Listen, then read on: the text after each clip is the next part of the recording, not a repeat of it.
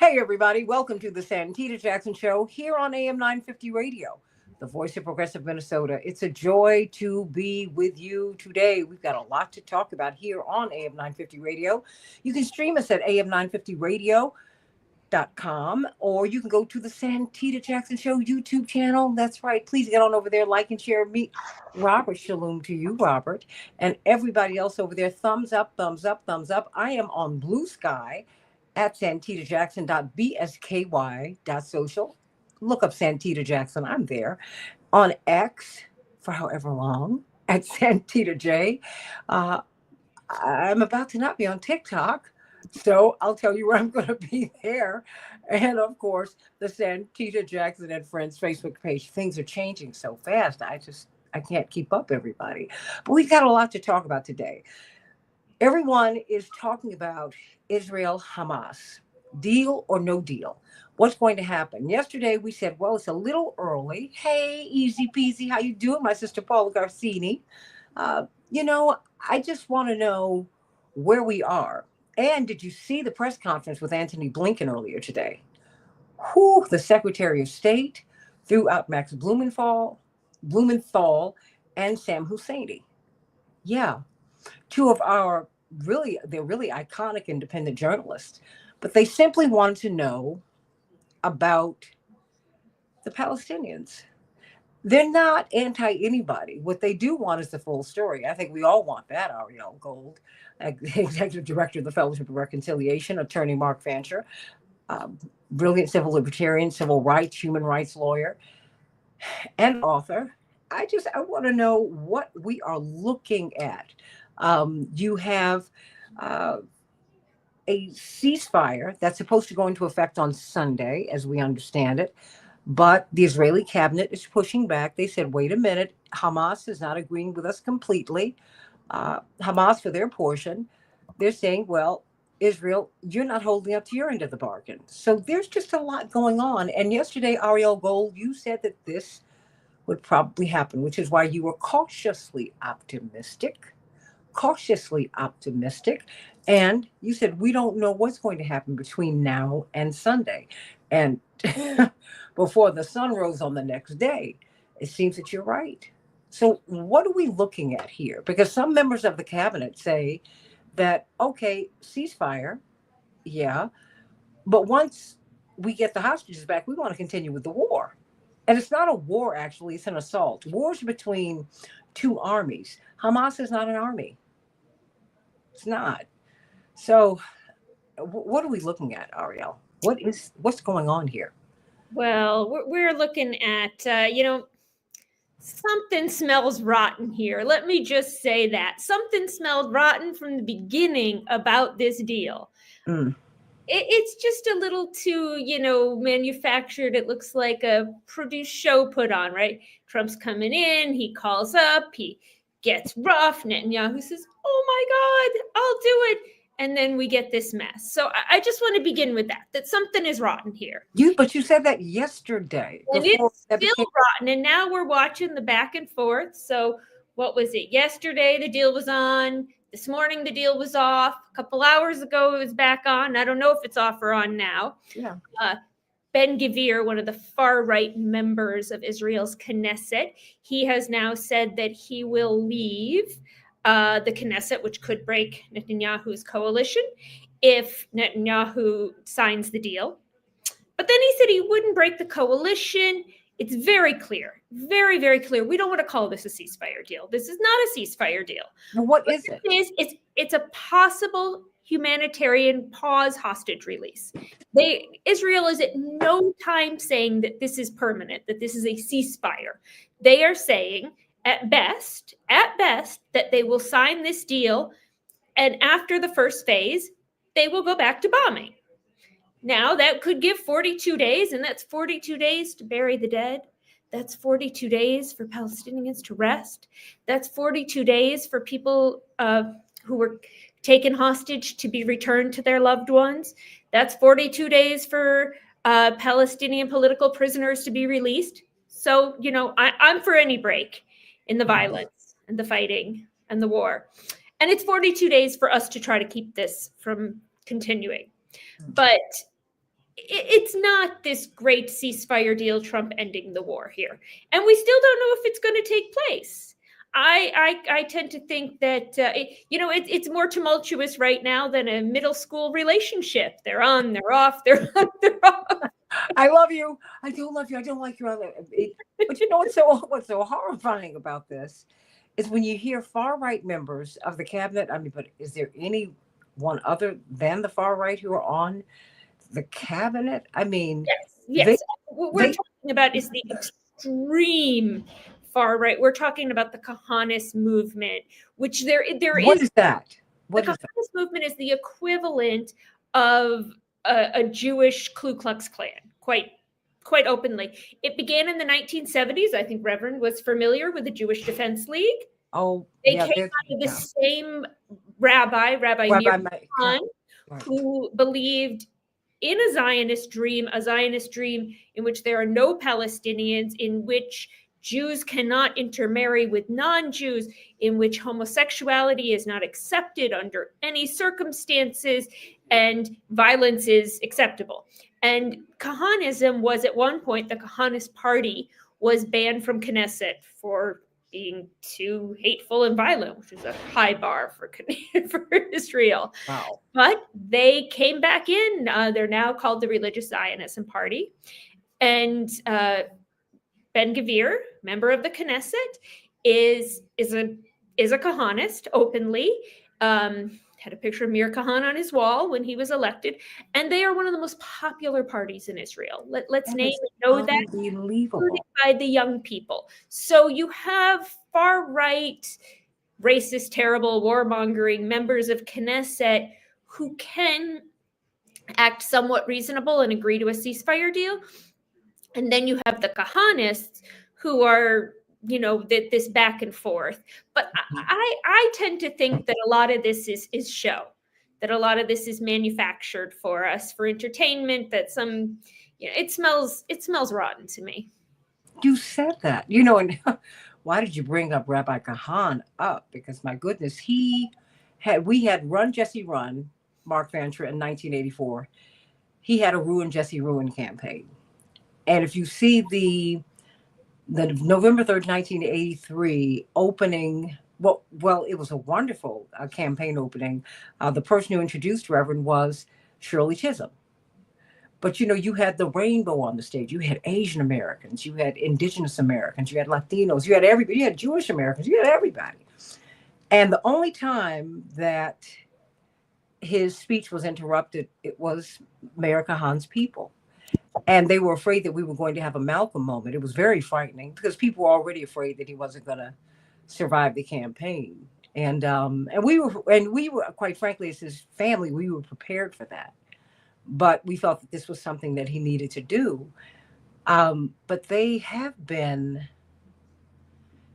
so detrimental. I don't even know if they know how much they have hurt Jewish people all over the world. And that is what concerns me, Ariel. The things that they've done, they have been so harmful.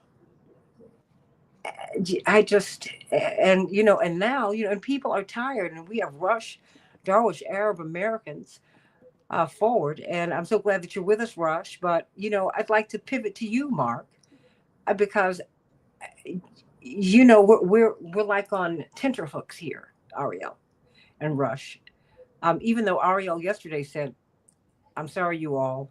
I know you are hopeful, but this is a tough group of people with whom to negotiate, and I don't think you can really trust them. And we really don't know the backstory, right? Mark, what do you make of this? No, I'm in the same place that Ariel is in. This is just another episode in an ongoing, tragic, horrific conflict. And I am not terribly optimistic that two forces that are diametrically opposed in terms of their interests are going to suddenly start singing Kumbaya just because of election results or anything else, or some type of a negotiated deal. I mean, we've got in reality a population of indigenous people who are indigenous to Palestine, who were invaded and occupied, and who are now targeted for an all-out armed assault that has destroyed thousands and thousands and thousands of lives, not to mention the infrastructure, and created a catastrophe of proportions that we can't even begin to imagine. You know, as I said a couple of days ago, I was speaking with an Arab American lawyer from Dearborn who said that he was looking at TV and he was watching the devastation of the fires in California, and he felt terrible about it. But he said that, to put it in perspective, imagine the same type of devastation where the population not only has lost their property, but they've lost their closest family members. And he said, that's Gaza. And we can't appreciate the significance of that, you know, how profound that is. And I think that until we deal with the underlying problems, then there's no reason for optimism. I mean, you've got a population that uh, rightly looks at their history and the history of persecution, and they believe that the state of Israel is the only thing that preserves their safety and their security, and they fight tooth and nail in order to preserve it. But it's based upon a flawed and faulty and immoral and illegal concept of occupation and settler colonialism, which runs square into the rights and up against the rights of an indigenous population. And nobody's willing to deal with that. At most, people talk about trying to work out a two-state solution, but all that you do is you separate populations, and those tensions, the conflict, it's still there. And so, in the same way that I agree with the late President Carter that what goes on in Palestine is a form of apartheid, in the same way that apartheid was resolved in South Africa because they chose to look at the underlying issues there and to recognize that if they were going to survive any type of conflict that they had or that was in the offing, that they would have to recognize that they were all citizens of that country and that they would have to live together as citizens of that country. There has to be one state, not two, where people recognize the human rights of everybody there. And until that comes, you know, trying to say that you've got a ceasefire is comparable to a doctor approaching a patient who is suffering from brain cancer and saying that, here, take this this aspirin, it'll help your headache. You know, it's so cruel. Rush Darwish, Arab Americans Forward. What do you make of this? And I think Mark and I are very mindful of the fact that you and Ariel have family there. So this Yeah, is not an academic conversation for either of you. This is like home. And, you know, I cannot imagine. Well, no, African Americans do get that, you know, when, you know, because we are escapees from the South. We're Northern refugees and Western refugees, you know, because, you know, Mark, as you know, we've had to run away from lynchings, you know, and it's just horrific. And so, you know, a lot of people, I mean, I did agree with you yesterday, Ariel. I said these people are not honest, and I don't know what I don't know what they're doing. I almost feel like the hostages that were released just as Reagan was being sworn in. Yep. You know, and you know, this was to undermine Carter because he had accrued so much hate, even with the peace deal that he had between Begin and Sadat. He was hated for that. And you just keep on going. You keep on going. I mean, what do you make of this now? I mean, what do you make of what we saw yesterday? The story has shifted between yesterday, this morning, and this afternoon. yeah, there's no way around it. I mean, this has become obviously very complicated. In one sense, you are relieved, but I think the word is trust. There is absolutely zero trust in the Israeli government. There's zero trust in the American government. We have an incoming president that all signs appear that he may have had some influence with the brokerage of this deal. He basically Donald Trump appeared to have said, hey, I'm not dealing with any of this BS, clean it up before I come in office.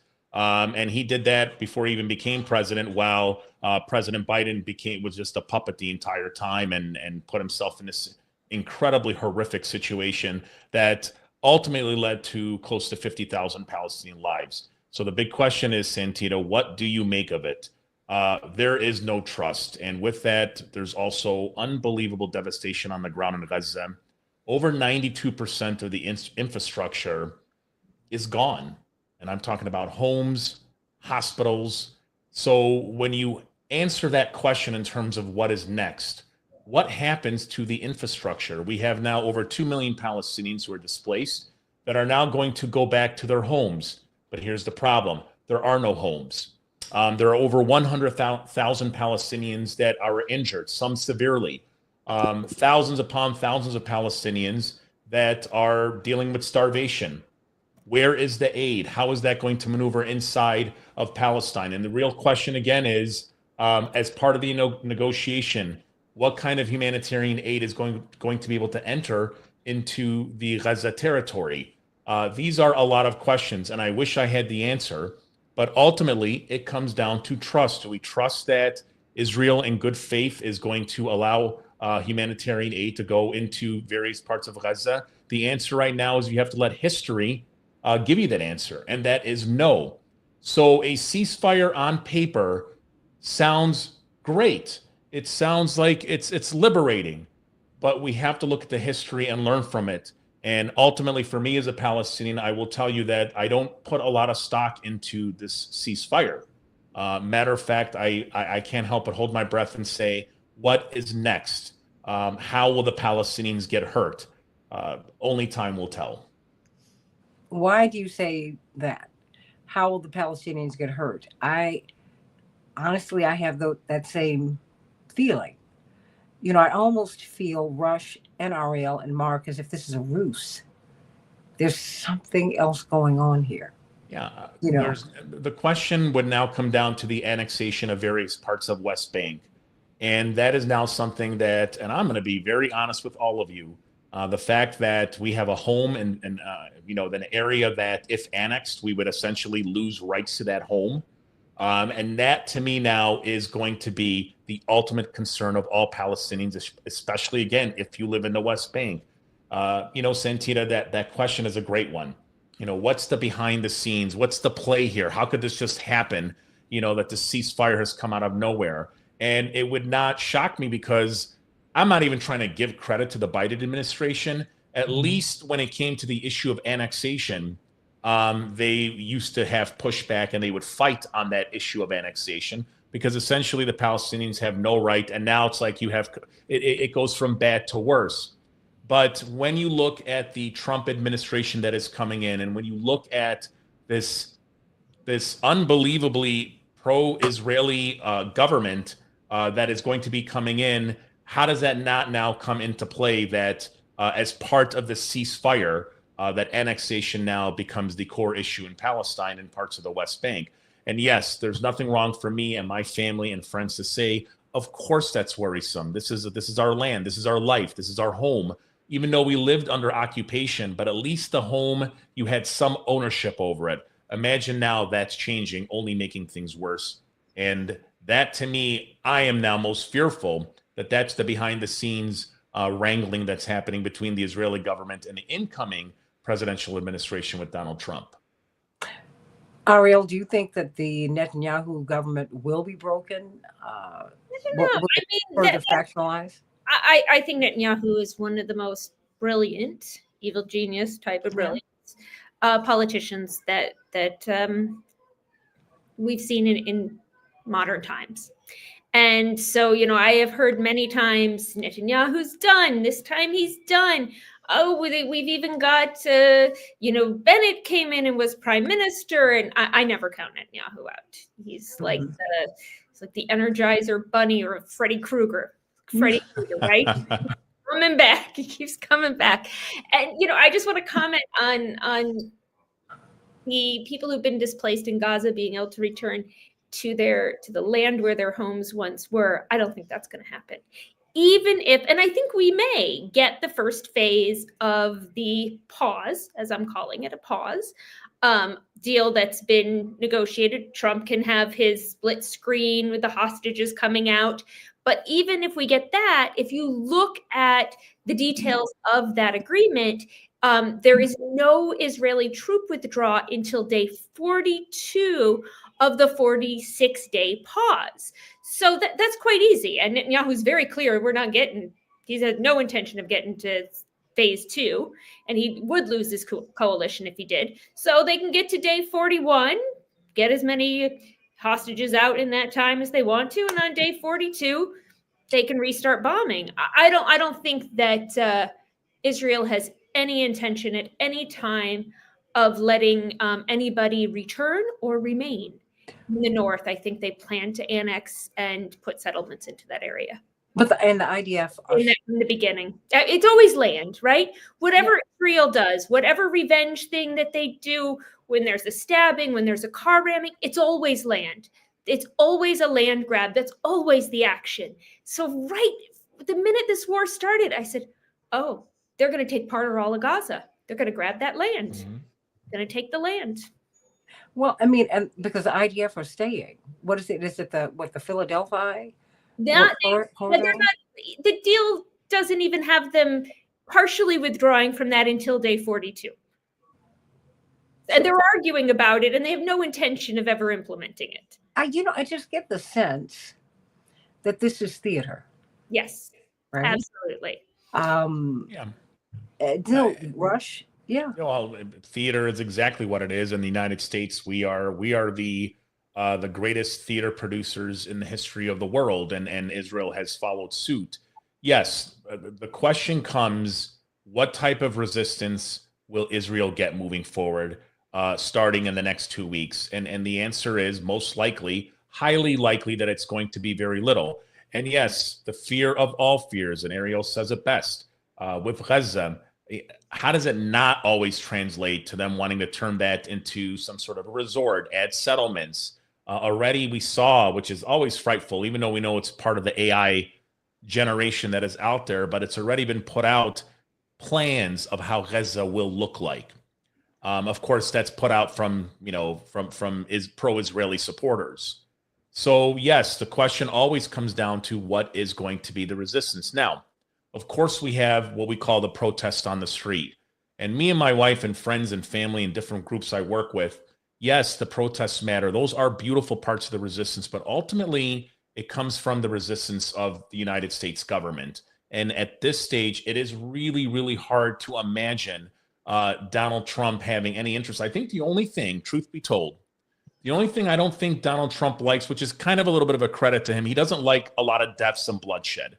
But I think after that, it's like, oh, you want to change make Jerusalem the capital? Fine, go ahead. You want to annex? Go ahead. But I don't want to hear bombs and deaths under my name.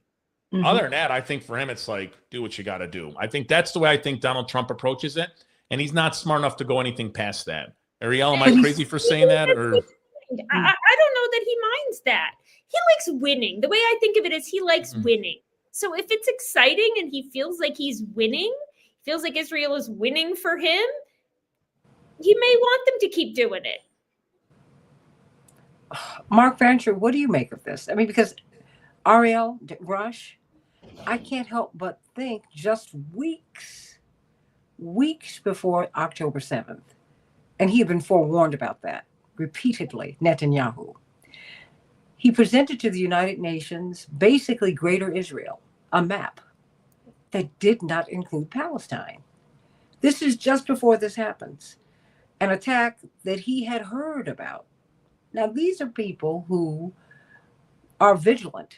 They're on guard about being attacked. And you mean to tell me you don't respond to that? And I don't know how in one of the most surveilled places on earth, these people landed and just did this. And none of it made any sense to me at all. And my grandmother, may she rest in peace, said, if something is unbelievable, do not believe it. Mark Fancher?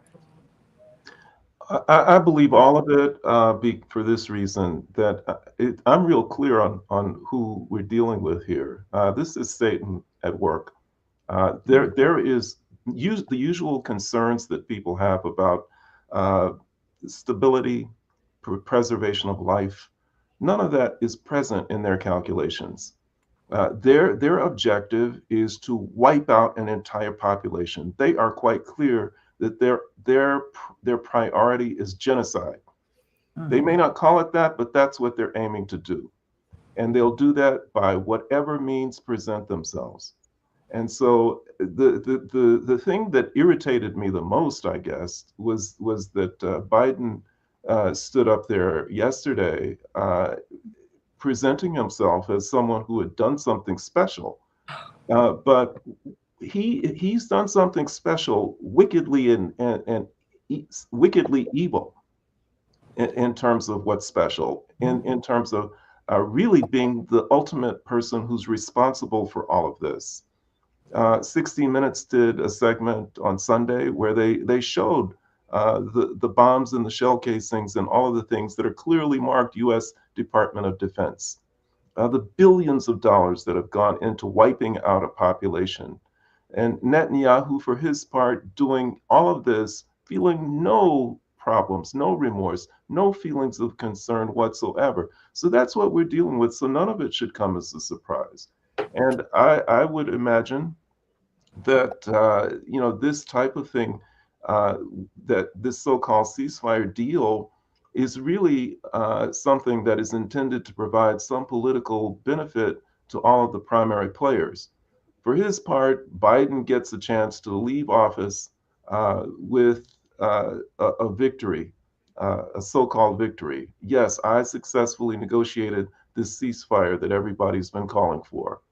For his part, Donald Trump gets to say, yeah, my people were in on that, but for my coming in, then I would not have been able to, then they would not have been able to work this deal. So therefore, I'm victorious too.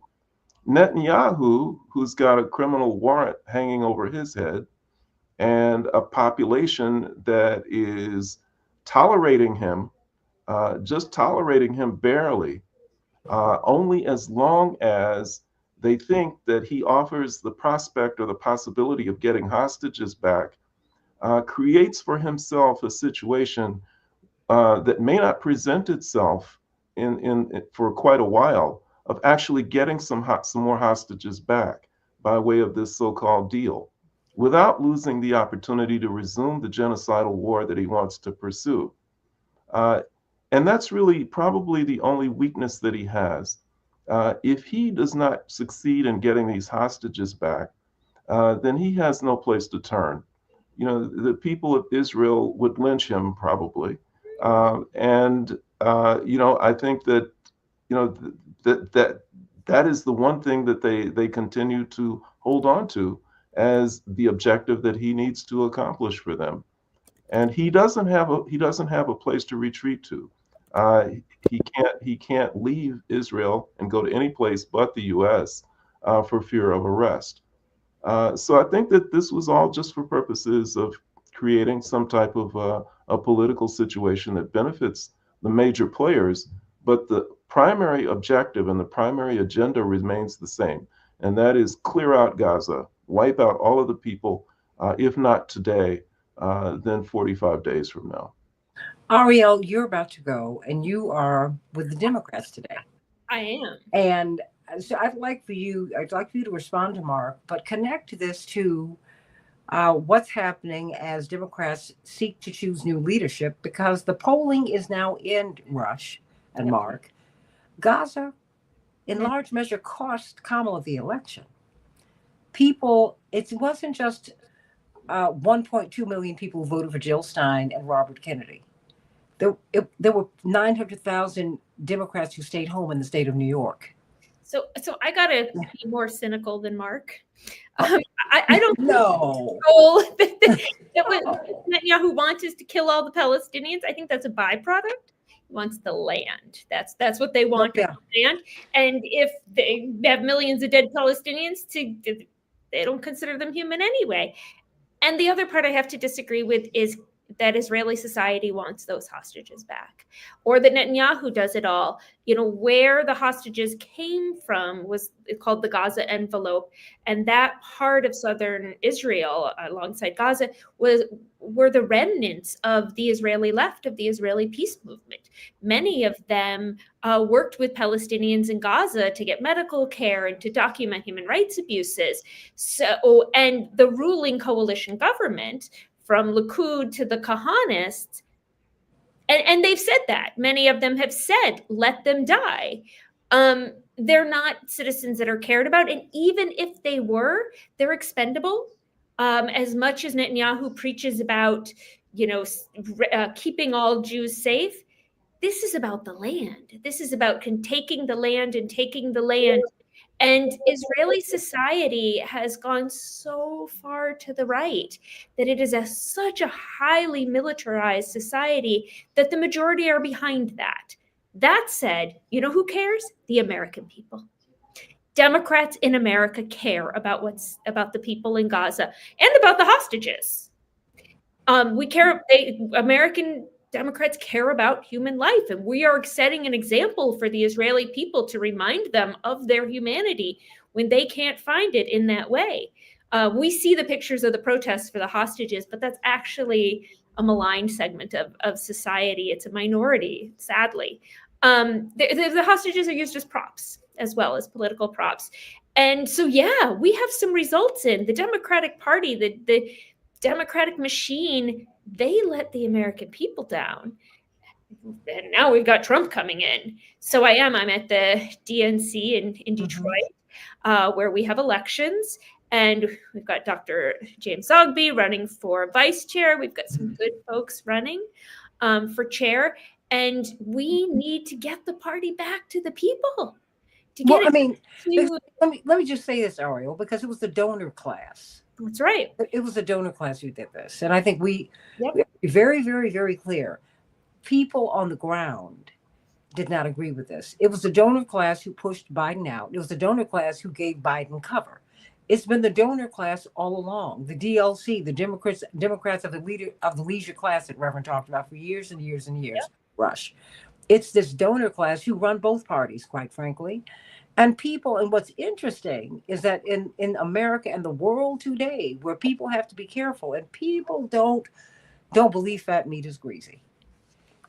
They keep thinking that they can mollify the masses. It's not going to work. Because more and more people are drifting away from the Democratic Party. More and more people are drifting away from the Republican Party. The people who are with the Republican Party are with Trump. They're not with the party. They're not. So before you go, I know you got a couple minutes before you have to go join Dr. Zogby. What do you want us to know?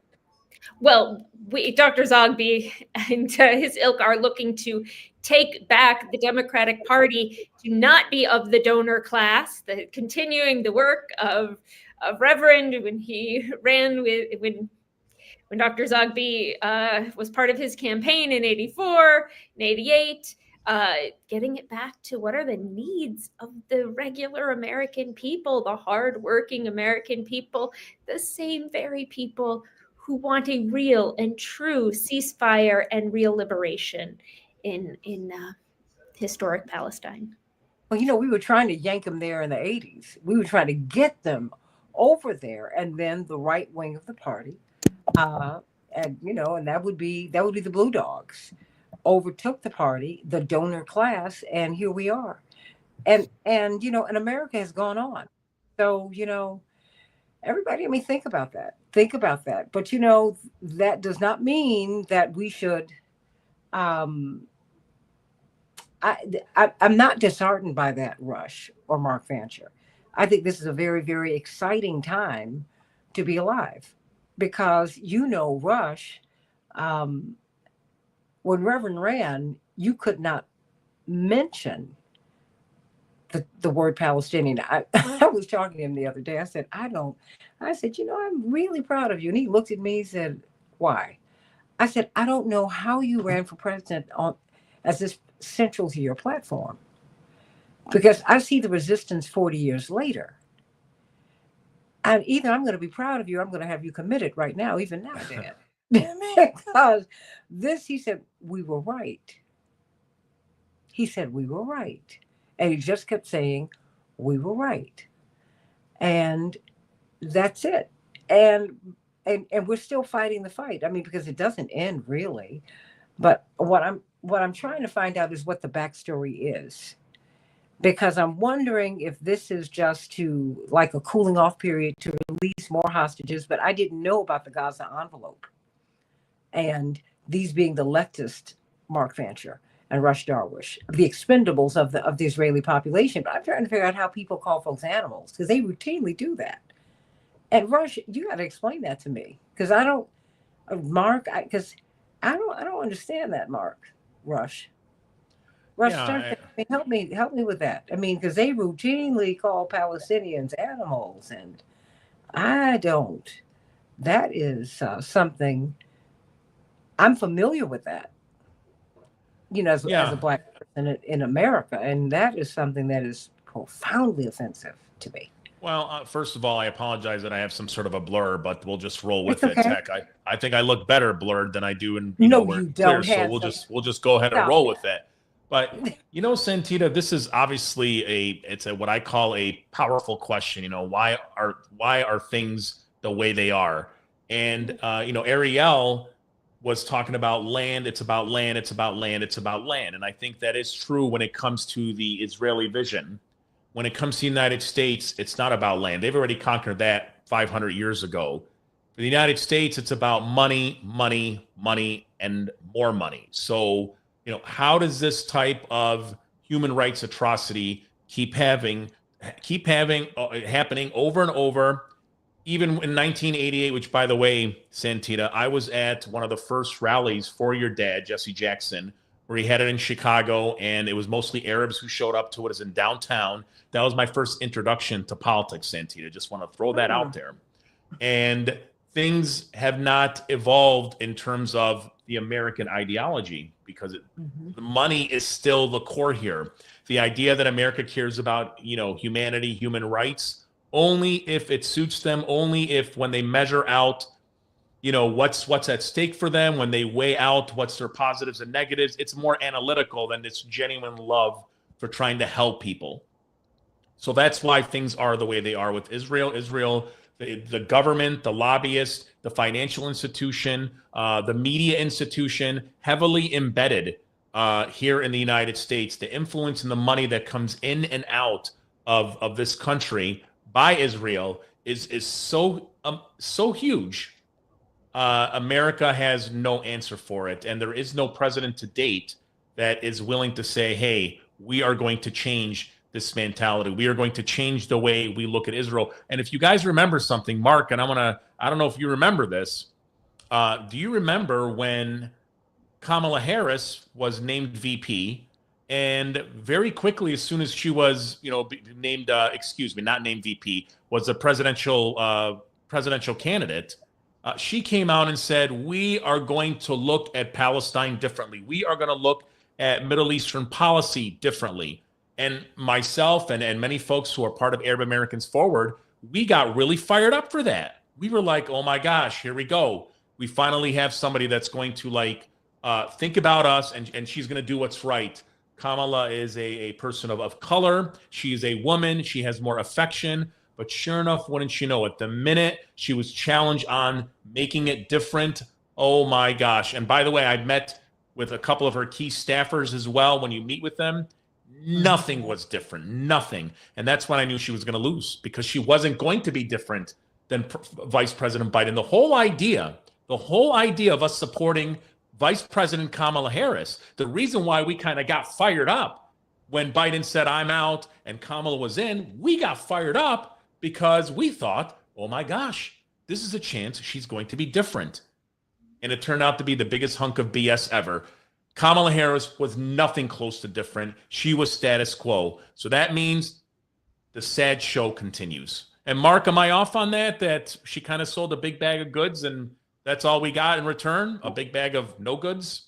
Well, I didn't even hear that sales pitch, but I was not at all surprised that she continued to be the big backer of Zionism that every president is expected to be. And I really think that we have to keep in mind that there may be individuals that have their own objectives. There may be individuals within the Israeli uh, entity that has as its objective the land. I think that there are many of them who are just purely racist and who want to wipe out the people. And I think that, as was stated, the U.S. Has an interest in money. But overriding all of those interests is the dominant interest of the empire itself, which is control of the planet. And I think that that region is so critical to the empire because of its strategic value, geographically and in terms of its resources. And I think that, and its political implications, because when you're trying to take over a planet, it's important for you to control that region so that you have a place that you can watch and be in relative proximity to the oil resources of the world, so that you can ensure that in the contest for those resources, that when your enemies try and take them, that they're not able to take them, so that you can use that region as a staging ground for invasions and attacks on other places that are closer to it than they are to you. So it's vital.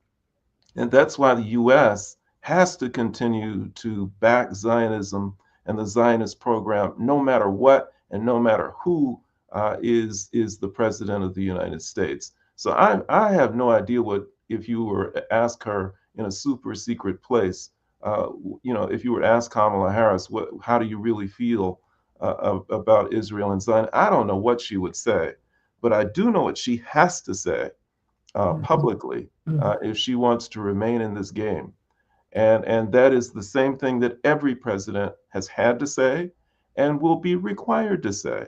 And I don't think that we're going to see any resolution on this question until we have reached a point where we can resolve the whole question of whether the empire survives or not. The good news is that the empire is staggering. It is really staggering. It's trying its best not to collapse, but the collapse is inevitable.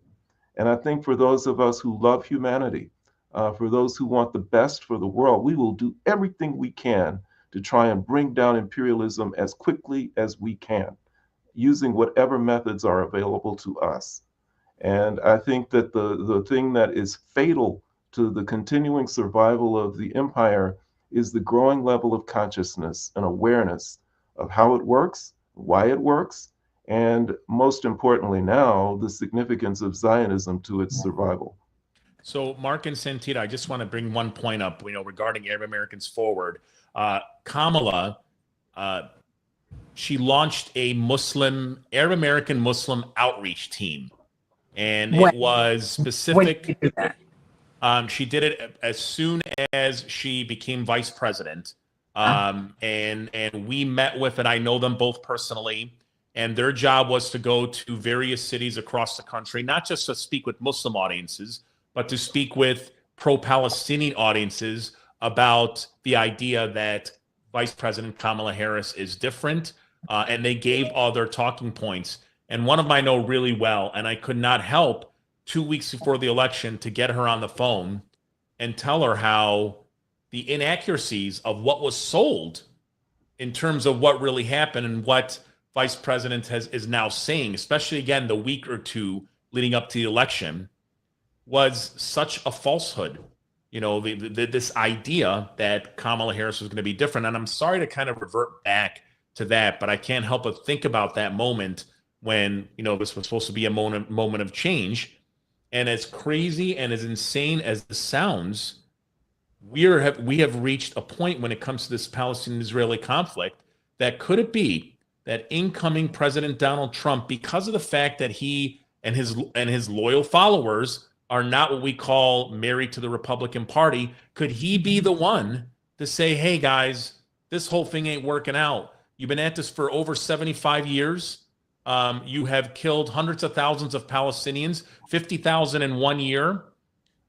We here in the United States, we tried this. We tried in Afghanistan, we lost. We tried in Vietnam, and we lost. We tried in Iraq, and we lost.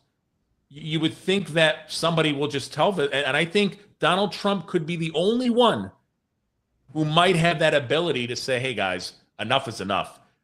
Pack it up. It ain't working out. There's nothing wrong with dreaming, guys. But I'm just saying he's the only one that might have that ability. And I don't think Vice President Kamala Harris would ever come close to, having that hard knocks conversation. I don't think it's I don't think it's a dream. I think that was the great nightmare of imperialists and the oligarchy. I think that's why they were and they remain very much afraid of Donald Trump. And as I've said before, I think that's the reason that Elon Musk figures so prominently in Donald Trump's life right now. They don't trust Donald Trump.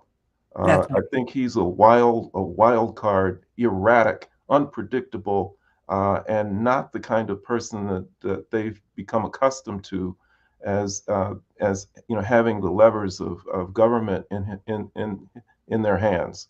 And so they need to get people up close and personal with him who can keep him in line. Mm-hmm. Elon Musk is one of them, but all of these other wealthy people who are going to have front and center seats at the inauguration, who are contributing large amounts of money to him, are going to be others. He's going to be surrounded, almost smothered, by these wealthy individuals and representatives of corporations and others in the military-industrial complex who will be around him, watching his every move. And they got a psychological profile on this man. Yeah. They know exactly how to manipulate him when the time is right. So that if they need him to do something, all they have to do is to flatter him about how much of a genius he is for coming up with an idea which is one that they planted in his head. So he's easily controlled, and they are putting the people in place to control him. But I think you're exactly right. Left alone, he would be the very person who would stand up and, for all of the wrong reasons, say that we're going to have to cut off the money to Israel for prosecuting this war. This is money that is better used here in the United States for this reason or that reason. And plus, he has said over the years that I don't do war. I don't like war. That's just not me. And so I think he could and would be the one, but the empire's not going to let him do it. Well, and that's why he's been hated, quite frankly. And people don't want to hear you say that. What they say is, oh, you just must love Trump. I'm like, no. I'm not. It's called political science when you go to college. Okay. Are they the dark arts and all of that? Yeah, but it's a science. And, when my father was running for president, I remember talking to one of the agents. Well, you get to know the agents because you live with them for a year. And one of his lead agents said, and my job is to write everything that I observe about your father at the end of every day. And I send it in. I said, okay. I mean, what am I going to do? He's telling me what he does because they profile you. Another friend of mine went to work at a very high level in government. And she said, you know what? When I met you, I thought you were paranoid. She said, now I don't think you're paranoid enough. I said, oh, yeah. I said, you have to understand, my parents worked for Dr. King. They didn't march with him. They worked for him. And they worked for him in the last 3 years of his life when he was moving. He was the most hated man in America. And he was moving into what people call his radical period, although he was on his continuum. And all I'm saying is, I don't think that politics, it's not, you don't even have to look at someone's motivations. I mean, sometimes you do, but he, in an interview that one of his big Jewish donors arranged for him at apparently a very prominent publication in Israel, said he chastised Israelis. He said, look, this is a bad look. Do you know what this is costing you in terms of PR all around the world? You got to stop this. That's when he said, finish the job. Whatever you want to do it and be done with it because you all are looking bad. He said that. I didn't say it. He said it. Yeah. And so I don't know what he's going to do, where he's going to go. I know that he is a businessman, and this is becoming a pariah state. Just as South Africa had become a pariah state, you couldn't do any business with South Africa. South Africa, you couldn't have the Olympics there. You couldn't do anything, and that's where they are now. And people don't want to play against their teams in international competitions. This is where we are, and he knows this. See, he engages in realpolitik. Remember, he was going to run on Ross Perot's ticket, or should I say, on his in his party in 2000. That's what he was looking at doing. They were not Republican or Democrat. They thought the Democrats were nuts, and they were anti-NAFTA. They were really more in line with without, I would say, the white nationalism, if you will, of the so-called MAGA movement, and quite frankly, where Bernie is. They were somewhere between that. And quite frankly, I liked them. So I was like, because NAFTA is going to eat up our jobs. It's going to do that. I mean, so we need peace and we need justice. We don't need Gaza to be a beachfront community unless that's what Palestinians want and they can live there without being violent.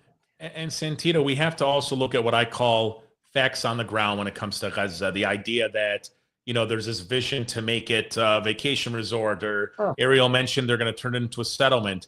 But this is where I've always said that no matter how much money, no matter how many weapons Israel has, you cannot defeat resiliency. And the Palestinians, over 2 million Palestinians have been displaced. And I want to share a story with you. I met a nurse that was touring here in America that's from Gaza. She was with this charity called Med Global. And I asked her, I said, you have 2 million people that are displaced, they're living in tents, or some don't have any place to sleep. When this ceasefire happens, what are they going to do? They have nowhere to go back. And she said something that really, it made me well up. I had to hold my tears back. She said they're going back to their homes. I said, their homes are gone. She said, oh no, they're going to go back and they will sleep on the rubble. They will sleep on the rubble. They will sleep on top of their, they'll go back to where they live, their apartment or home. They will find the rubble and they will sleep on it.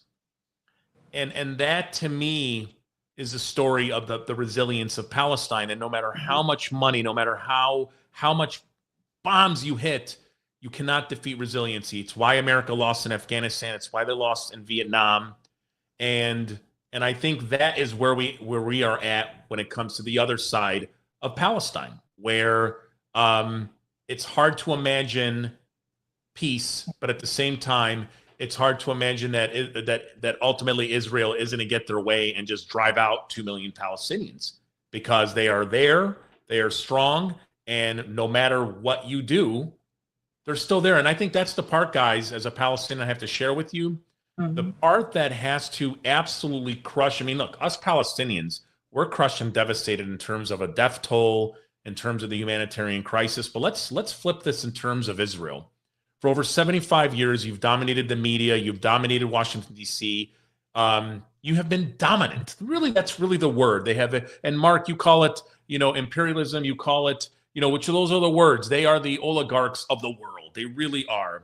But can you imagine how they must feel after all the weapons, all their intricate roads that they have built in Israel, every maneuver they have tried to get the Palestinians to leave, either by death or by just what I would call mental devastation, to the point where Palestinians are like, we're out of here. The fact that the Palestinian population has remained, the fact that people have still called it their home, the fact that the Rush Darwishes of the world continue to visit no matter what. Imagine how Israel must feel. Like even today, I got into this big war of words with somebody on social media, which I try not to do, because you want to talk about draining your life is when you get into a back and forth with somebody on social media. And he said that the Palestinians lost. I said, yeah, to some degree, of course we lost when it comes to the human death toll. But the fact that the word, and I don't support Hamas, just for the record, but the fact that we are still, and Israel's having to use the word Hamas, the fact that they have to still negotiate with Hamas means it's a loss. The fact that Hamas to some degree remains relevant, the fact that they are the ones who reached a ceasefire deal with Hamas and not the Palestinian Authority, this is a devastating loss for Israel. Just a devastating loss. And I think we have to look at that factor as well. And once again, you would think there'll come a point where someone like the wild card we're calling Donald Trump is going to go to them and say, guys, Netanyahu, Benny, this is not working out. It's time to have a real solution because it's not working out for Israel. Well, because his own supporters will eat him up because they're angry about it. And, I think, Mark, you can take this as we go. I understand the resilience of the Palestinians because no matter what people have tried to do to black people in the United States, we're still here. Tens of millions of us were killed in the transatlantic passage. And we don't know how many black people. If you just look at the lynching museum in Alabama, when they opened it in 2018, they had 5,000 representations of lynchings. That was 1.2 lynchings a month for every month we have been on these shores. That's just in the Anglo-American experiment. And they're still investigating them to this day. Every single month, a black person has been lynched since we've been on these shores since 1619, and we got here in 1532. But they just went back to 1619. Oh, yeah. We can relate to it. Mark? Yeah, and it reaffirms the fact that physical death does not equal defeat. That's right. Spiritual death equals defeat. And Israel is spiritually dead. The United States of America is spiritually dead. And ultimately, the real people of the world will prevail. And we have to know that and have faith in it.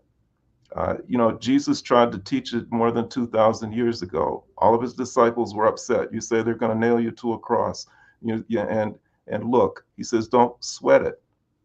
They may kill my body, but I'm going to be around for a long, long time. And he's still with us. Dr. King said the night before they killed him, he said, it doesn't much matter to me now. I'd love to have a long life, but I've been to the mountaintop and I've seen the promised land. I've seen it. So whatever you do, y'all are going to get there. I've done my part. And that's all you can do, Rush. Mark, you do your part. We're all going to die anyway. But let me die nobly. I think a great bard from Harlem said that. If we must die, oh, let us die nobly. That's okay. It's tough when you deal with people who you can't frighten with death now. You can't frighten me to death. Too many of my parents' friends have been killed. Too many people we love, who we've admired, have been killed in front of our very eyes. So we have to keep on pushing. And you keep on pushing. And you keep on praying for those who persecute you. As Jesus said, forgive them, for they know not what they do. And sometimes they know exactly what they're doing. They're doing, but you know what? In their unbelief, and in their spiritual ignorance and blindness, they really don't get it. Because if you really get God, you don't do this. You really, really don't. Something, and I'm praying. I'm praying. Every single day I'm praying. I want Palestinian justice. And Israelis, I want you to know you have security. But you can only have security when you do justice and when you give mercy and when you have mercy and you walk humbly before God. You got to do that. You got to. May God bless you, Rush. Arab Americans forward. And we go forward together. Attorney Mark Fancher. Sending you all so much love. Bryce Green coming up in the next hour, everybody. Sending you so much love. And we're going to make it, everybody. We're going to make it. I am Santita Jackson, AM 950 Radio, the voice of progressive Minnesota. God bless you. We're going to make